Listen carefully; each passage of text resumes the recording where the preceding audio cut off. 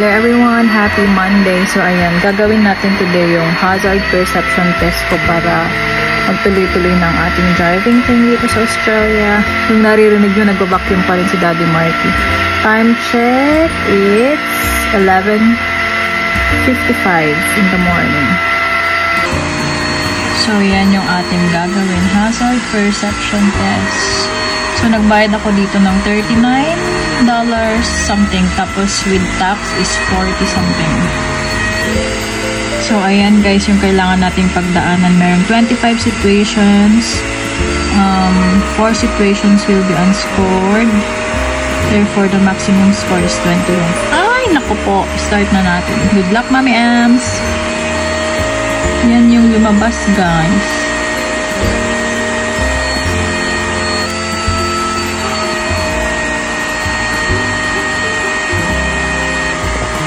Ayan, nakapasa tayo guys. So, nag-start tayo ng 11:55, natapos tayo ng 12:08. Hintayin ko yung email. Ayan na siya. So, ayan guys, maulan pa rin. Sobrang lakas pa rin ng ulan. Alas 12 ng tanghali. 12:33 and ayan ang ating mga ibon. Balot na balot. Yeah? Daddy? Love you! Love you! Love you! Love you! Oh, where's your noise? Love you! Love you! Love you! Love you! So yan, while Daddy Mark is doing the vacuuming, kinakat niya rin yung mga ng mga pusa dyan. Naalis namin. Mga pusa namin magaling scratch. Oh, sira na ang ating couch. Sino ang relate dyan na may mga alagang pusa or aso? Guys, ayan ang dumi na naalis ni Daddy Marky sa ating couch. For how many years? 2. 4? Yeah! Ngayon lang nag-vacuum tong ating couch. Oh, linis-linis na. Tapos ang ginagawa ko naman, nagugupit. Good job, my love! Hinugupitan natin yung mga Sorry?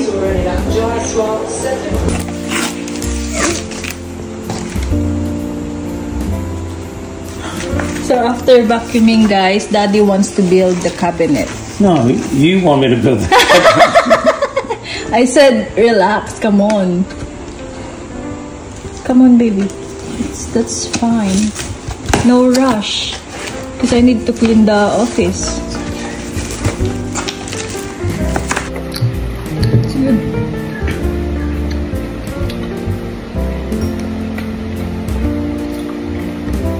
The bread is a little bit soft because of the microwave thing. Did it melt?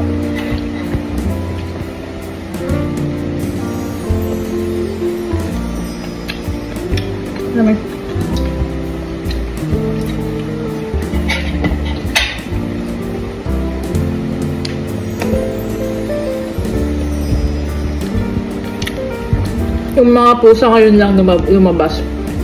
Kaya nila yung tunog ng vacuum. Especially Sushi. Sushi, come on!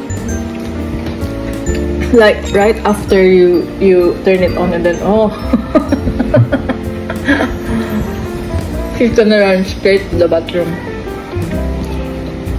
That's why if I'm vacuuming in the bathroom, I don't bang the cabinet, the drawers. She hates that.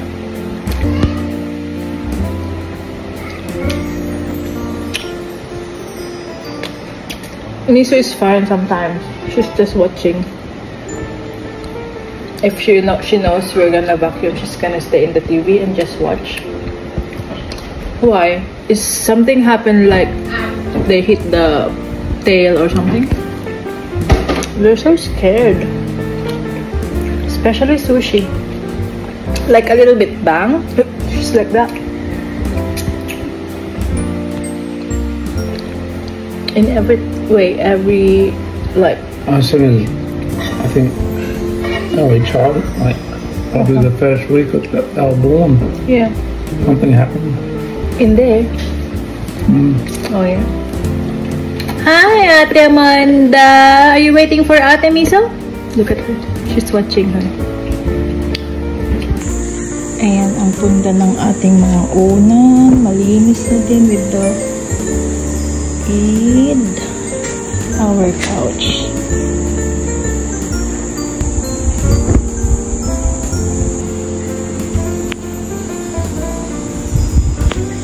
Sunod naman natin yung mga pilo na nabili natin sa Caboolture Market, which is tago $1.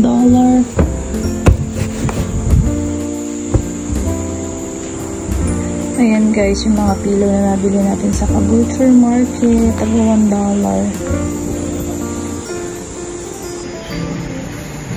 I'm back! Ayan, nakaligo na tayo. So ayan, Sunday kahapon, after ng Carlton na pinanood namin sa Fisherman's Road, pumunta kami ng Lifeline at ito ang aming nabili na naman sa Lifeline, guys. Isa siyang stand. Pwede siyang tray, pwede rin siyang bed and breakfast, ha? Breakfast in bed tray. This is $5. And for Amanda, $2. Another one for Amanda. Okay, $5. Lalagay niya to sa room. May mirror natin pala siya. So nice. And Herbalife bottle for Mommy. Meron tayong nabiling pichel. This is $5. Mukha pa siyang bago, guys. Tapos pwede siyang ganyanin para magugasan sa ilalim. Kaya ko siyang nagustuhan. 4 to na tub eh. Pero hindi ko kinuha lahat. 1 lang muna. Meron tayo dito mga anik-anik. Pwede natin itong idikit sa frame. Ganun. Lisa is watching Mommy. 50 cents. Oh, this one is $2. $5. Work pants ni Daddy Monkey. $10. Lahat ng work pants niya sa op shop niya binibili. Lifeline. Most of the time sa Lifeline. And for Amanda, pink top. Alam niyo naman ng ating Amanda mahilig sa pink. This is $4. And what's this, Amanda? Pouch? From Adair's Kids. Cute pouch.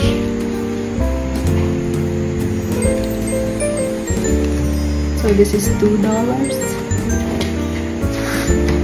And another shorts for Amanda. This is $4.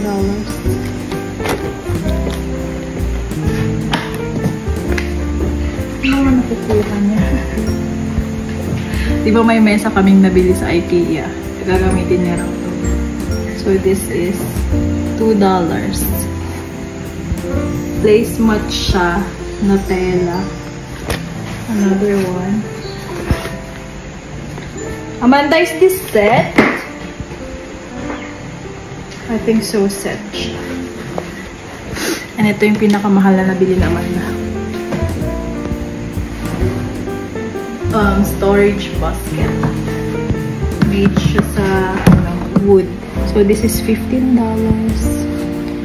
Ayan ang ating Lifeline haul. We love Lifeline, guys. Ayan. So nung lumabas pala si Daddy Marky kanina, ayan yung mga binili niya. Panglinis. Yan yung ginamit ng mag-vacuum kanina. Antibacterial na sanitizer. What's the day? Malang Tuesday. Happy Tuesday! Long days na lang bakasyon na nila sa work.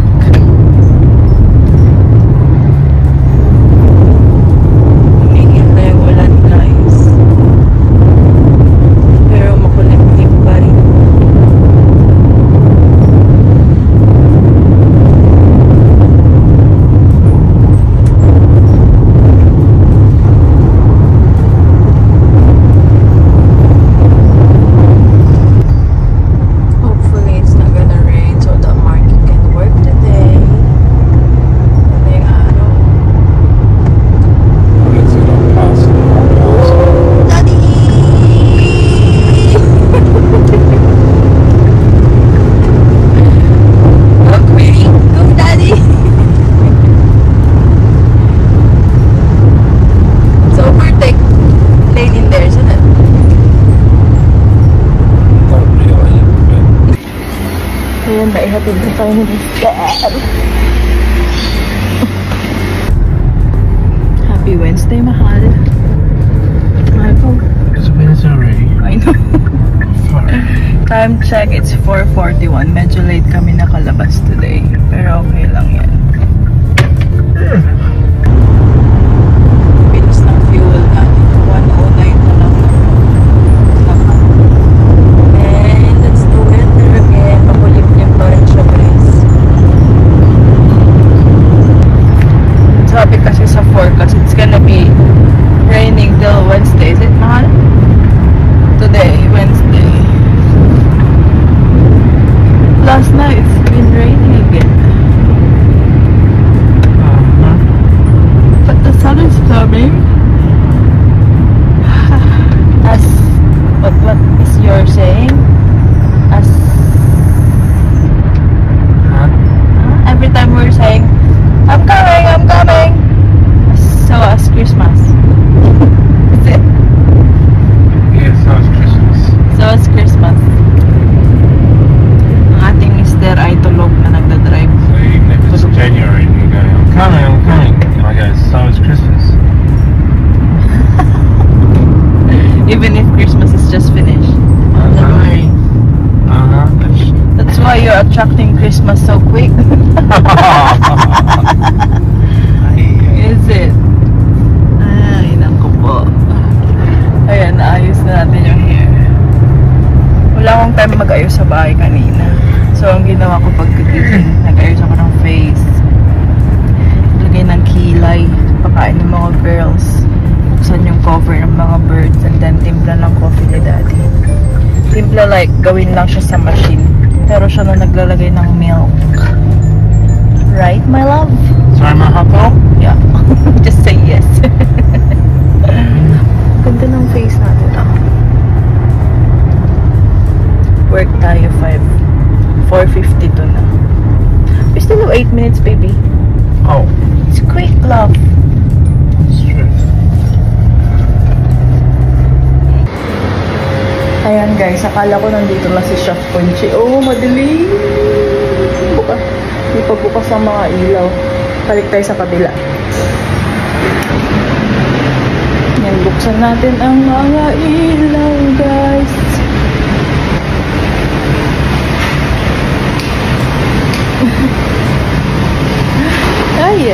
Ay.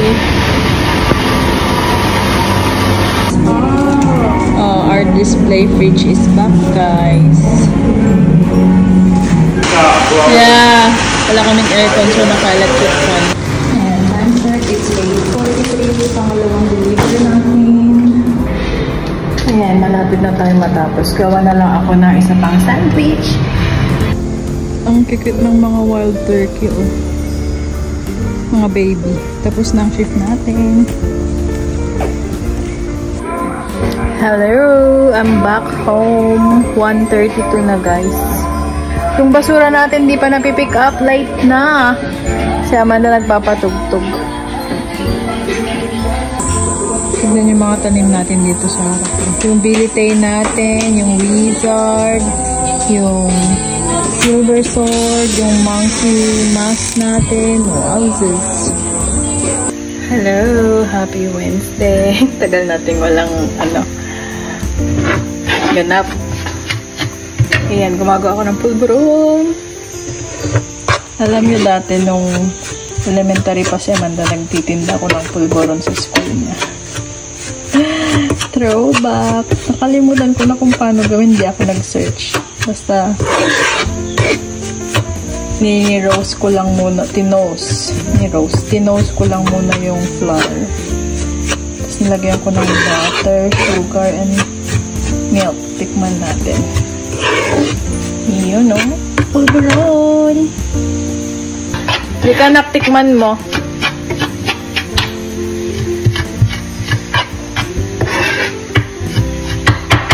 Pulburon in the house, guys. Medyo mainit pa yan.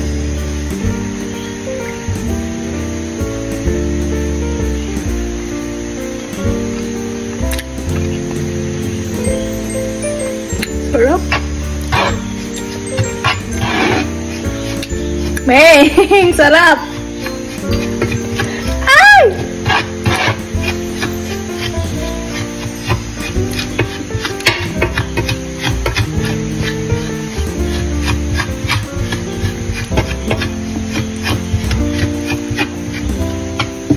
Sarap niya, guys!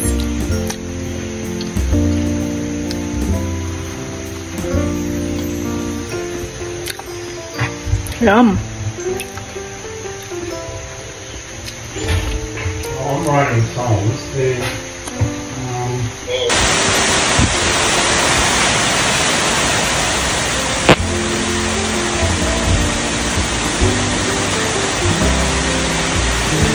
Wednesday ng hapon, guys. Ayan ang weather.